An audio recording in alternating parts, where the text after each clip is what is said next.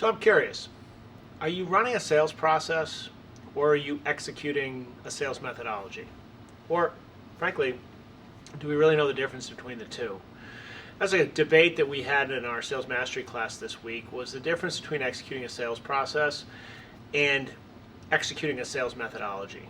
And there's a slight edge difference between the two, but sometimes the success that you get very much comes from blending the two together.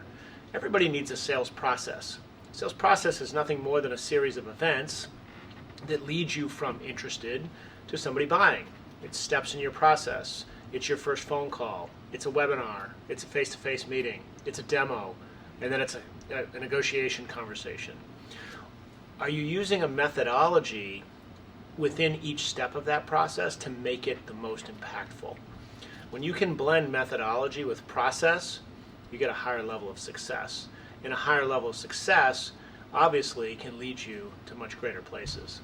So are you executing a process without a methodology, or are you using a methodology without a process? If you're in either of those camps, let us know if we can help you out.